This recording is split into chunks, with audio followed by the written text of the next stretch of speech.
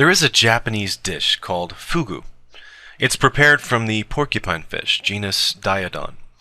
This fish contains a poison that is lethal if ingested. It's especially concentrated in the liver. You're relying on a highly trained chef to prepare a meal that is delicious, yet non-lethal. Now here's the question. How good does fugu have to taste to risk your life to eat it? Annually, this dish is responsible for up to 176 deaths worldwide. Can you imagine their weeping families, their children or parents mourning their passing? There are many things I would risk my life for. My family, my friends, but I can't imagine risking my life for a flavorful fish. You know what else is good? Tilapia, salmon, cod, herring are good. Sashimi-grade tuna or snapper or perch or halibut all have lovely distinctive flavors and don't contain deadly neurotoxin. Now, what about raw milk? I'm sure it tastes quite good. I'm sure whole milk cheese tastes better than manufactured cheese to some. That's great. Now, what are the chances of getting sick or dying from raw milk? Very, very small. And unlike fugu, it doesn't kill very many people. Raw milk, for those of you unfamiliar with the term, is milk that has not been processed beyond extraction. Milk you buy in most grocery stores has been passed through 4 processes. Pasteurization, which briefly heats the milk to a high temperature, killing microorganisms.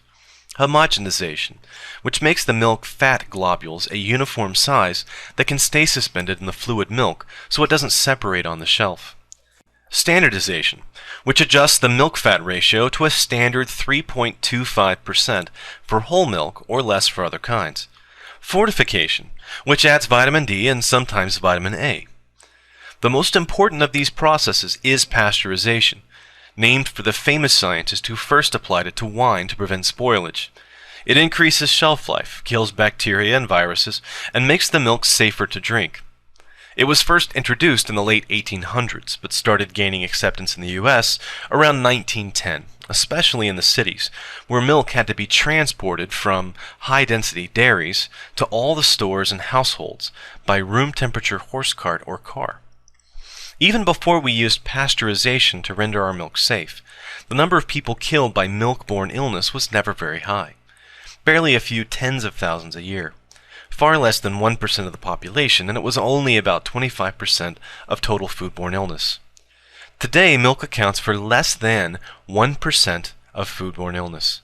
Most illness goes unreported. A very long day of vomiting or diarrhea is the worst most of us will have to experience.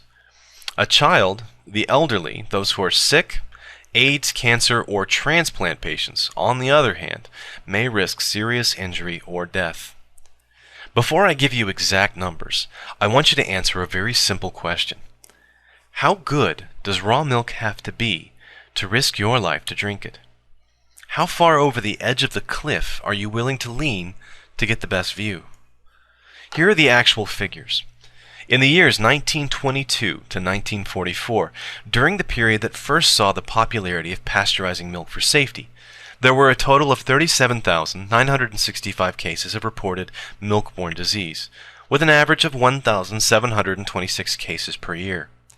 That's a deceptive statistic, though, as milk was considered a beverage for babies, not adults, and these are only the reported cases, most likely severe, that managed to be confirmed as milk-borne. From 1998 to 2005, the CDC identified 45 outbreaks of foodborne illness that implicated unpasteurized milk, or cheese made from unpasteurized milk. These outbreaks accounted for 1,007 illnesses, 104 hospitalizations, and 2 deaths. They estimate this is only a small percentage, as most illness is unreported. Most of the diseases are caused by fecal coliforms, like E. coli and Salmonella, although Campylobacter is really the big one. And soft, unripe cheeses like farmer cheese or Casa Fresca are major sources of Listeria monocytogenes. Where do the bacteria come from? They come from cow feces, cow skin, and of course, human sources. Cows are not by nature clean animals, and they harbor bacteria that we find harmful. Pasteurization renders milk largely free of bacteria or greatly decreases bacterial load. It can still be contaminated after pasteurization, and that's why even pasteurized milk can still be a source of harmful pathogens. You can certainly go the Fugu route and have a very skilled dairy technician prepare your possibly contaminated milk.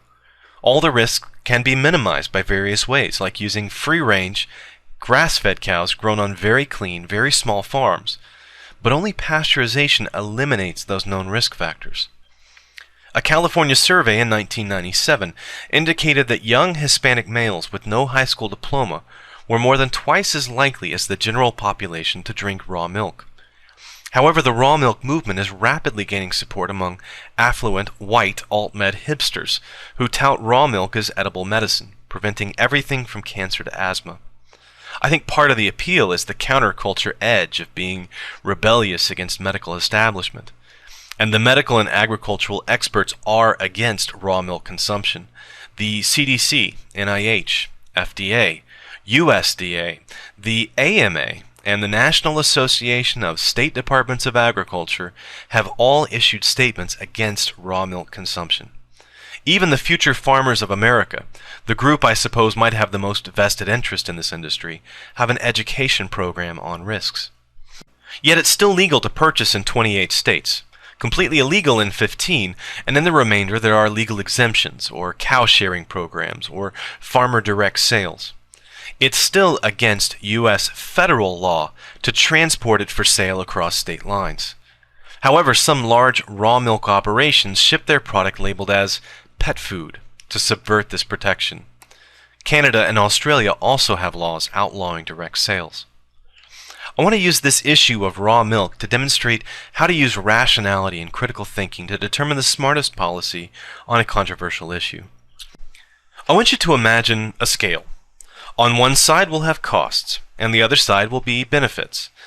We'd normally be assigning quantitative values to each side, so a sheet of paper can be helpful for this.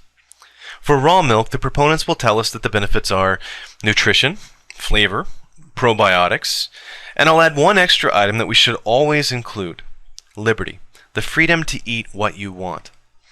On the cost side, we have foodborne illness. Under that, we're going to have a number of sub-items: direct cost of medical care, lost productivity and lost lives, and risk of epidemic outbreaks. There are some adjustments that need to be made, though. There is very little difference between raw and pasteurized milk in terms of nutrition in any peer-reviewed publication I was able to locate. The fat levels in raw milk are often higher than 3.25% of homogenized whole-fat milk. Pasteurized milk is going to have vitamin D added. The protein content is the same, as well as sugar. There are going to be additional vitamins found in the contaminating bacteria of raw milk. However, if there are other unknown differences, there are going to be lower risk ways to obtain that nutrition. So we'll cross out nutrition. I didn't even put it up, but we can also rule out reduced cancer risk or heart disease risk. Both have been studied, and unpasteurized milk consumption has no strong correlation with cancer and heart disease in repeated studies. Asthma treatment is a bit more complicated. Breastfed infants are less likely to develop asthma, but there's still no strong case that raw cow's milk has an equivalent effect on human babies. We know that exposure to certain farmyard bacteria can have an anti-allergy effect in a small percentage of children. But when raw milk is isolated from the total farm experience, the effect disappears.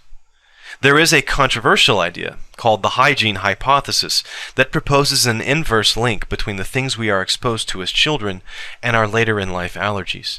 People who grow up in a sterile environment are more likely to develop these conditions. Probiotics are good bacteria that colonize our gut and protect us from bad bacteria. Just one problem: there's not a lot of evidence supporting a probiotic effect of raw milk. In fact, just the opposite. You're more likely to end up with a harmful toxin-producing pathogen that has no effect on the cow. Let's be really clear on this issue. Milk is sterile at the source. It is contamination with cow fecal bacteria that results in bacteria in the milk. High levels of this fecal bacteria are always a bad thing, and it's high levels that are needed for any probiotic effect. If you do want probiotics, active culture yogurt is a great way to go and carries a much lower risk. So what are we left with in benefits? Flavor and liberty. In the costs, we just have foodborne illness. Now, in case you have doubts that raw milk is really more risky than pasteurized, here's a statistic that really stands out. Raw milk constitutes 1% of milk consumption, but 56% of milk-borne disease outbreaks since 1973. That's 44 times as much as we would expect if they were of equal risk. Fortunately, the number of people affected is much lower because the raw milk can only reach the small number of people who have arranged for it. So let's try to quantitate the social cost. Let me quote from the CDC website. From 1993 to 2006, 69 outbreaks of human infections resulting from consumption of raw milk were reported to CDC. These outbreaks included a total of 1,505 reported illnesses, 185 hospitalizations, and 2 deaths. End of quote. Both deaths included were children, as were a majority of the hospitalizations. That's more than 5 outbreaks per year. 115 reported sick, 14 hospitalized, all from less than 1% of the U.S. population that consumes raw milk. We can attach some dollar values to these losses. Treating hemolytic urinary syndrome in a hospital setting costs an average of $15,000. Deaths cost, on average, about $6.1 million, and lost productivity is a broad estimate at $2,500 per case. So in 13 years, raw milk cost $18.7 million in direct costs, or $1.4 million per year in health damage. Again, this is for 1% of the U.S. population. It's also led to unquantifiable concerns about the return of milk-borne epidemics. Many of these can also become waterborne pathogens or directly transmitted from sick people among a community. So here's how I see the issue. On one side, we have liberty and a delicious flavor for about 30 million people to enjoy. On the other, we have $1.4 million worth of suffering and death, as well as a possible risk of future epidemics. As with fugu, that better be some really delicious milk you're drinking, because you're taking a measurable risk in drinking it, and we're all bearing the cost of that risk. Thanks for watching.